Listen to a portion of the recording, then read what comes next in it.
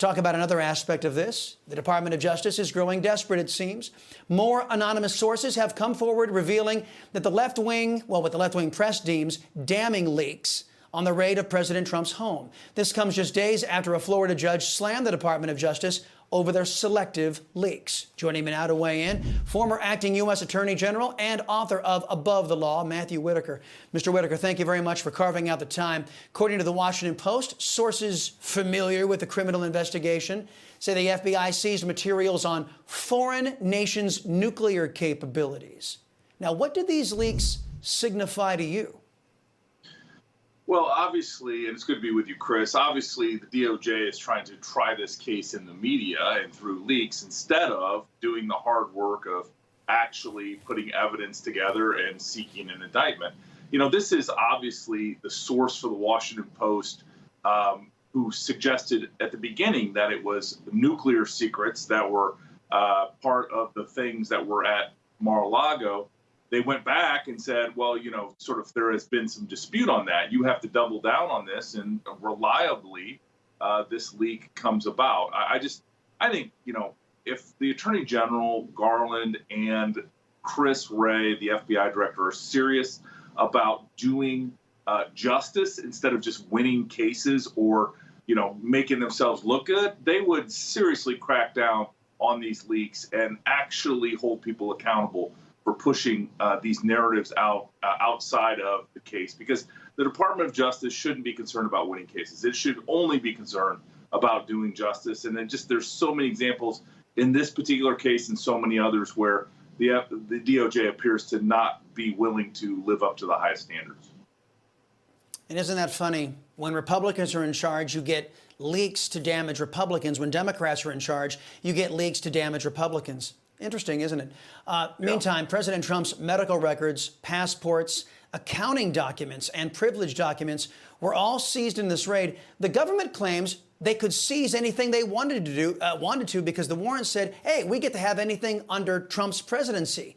Legal watchers, though, say that's overbroad. The warrant was overbroad and was a clear violation of the Fourth Amendment. What is your read? Well, someone famously said, those that don't know history are doomed to repeat it. And you have to look at our original founding and the reason we have the Fourth Amendment and the reason that we have to swear out affidavits and search warrants with particularity is because we were a country founded on several issues, but one main issue was the general warrants that the British used in the colonies in the 1700s. And so, you know, we forget, but now we see an example of a overbroad general warrant, most likely illegal once this makes its way through the courts and is picked apart. But we can't have people have their premises and their documents subject to just the federal government going in and scooping up everything, to your point, that grab medical records, attorney-client privilege documents, passports. Lord only knows, once we get a full accounting of what was grabbed, how many categories of documents that the federal government had no legal basis, even an arguable legal basis, to have or to base a case on, that they actually had in their possession. Wow. This is why I think this special master is so important in this case, Griff. Yeah, and isn't it odd that an administration that refuses to give the current occupant of the Oval Office a medical exam says that Trump's medical records were perfectly legal to seize? I'm wondering what the rationale, the legal rationale, is for that.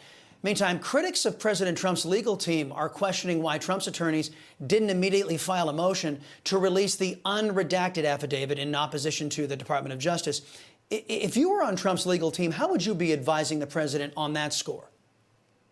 Well, as I've said before, you know, this is a case of tactics and then a broader strategy. And I think in this case, obviously, the president's legal team has chosen a certain strategy that includes not asking for the full release of that affidavit. That issue may not be right. You know, obviously, the special master was the next step they determined appropriate. And we may ultimately get to the question of whether or not this affidavit should be released, whether or not this search warrant should be quashed. And there's plenty of other legal arguments. But right now, this is what the legal team determined was the best tactic in the next step. And obviously, so far, they've won this appointment of the special master, and that may help their case for the long term. Yeah, we'll find out more on Friday. As you may know, if you read legitimate news organizations, the FBI agent that's accused of burying the Hunter Biden laptop investigation has resigned. Now it's been revealed that a top Justice Department lawyer was a law partner with Hunter Biden's attorney. What a coinkydink. Given the growing numbers of whistleblowers sounding the alarm on the political bias of the Department of Justice and the FBI, in your view, what has to happen to restore confidence in those agencies? Because I believe we need them. How can we do that? How do we get back our FBI to where it's not a partisan organization, get back our Department of Justice so it's not a partisan organization? So as a football coach once said, we need to get back to the basic blocking and tackling. And that's what the FBI and DOJ needs to do. They need to get back to the basic blocking and tackling of law enforcement, and they need to do cases that are consistent from a long-term view. We've just seen too much and too much targeting of Trump's associates, Republicans generally, and I think that is very concerning for the future of our republic. And, Chris, I think this is one of the things that I keep trying to, stand on the top of a mountain and make sure that my former colleagues at the DOJ understand is that you need to not only, be above reproach, but you need to have the appearance that you're above reproach, and you need to do things that are so consistent with the rule of law and the fair application of it that no one can accuse you of using those awesome powers that the DOJ possesses of accusing people of crimes, ruining people's lives, that you are using those powers judiciously and you are doing justice at the highest levels. And I just think this DOJ under Joe Biden and Merrick Garland is failing that miserably. Miserably. Former Acting Attorney General Matthew Whitaker, always appreciate the visit here on the Salcedo Show. Hey guys, it's Rob Carson. September is historically the worst performing month for the stock market, so you better be ready for it. The Fed continues to aggressively raise rates, and JP Morgan is forecasting another mega rate hike September the 21st. Is that why Jamie Dimon said an economic hurricane is coming our way? Well, gold and silver have remained remarkably stable despite the Fed aggressively raising rates today. The Patriot Gold Group has a special incentive for Newsmax viewers. Huge!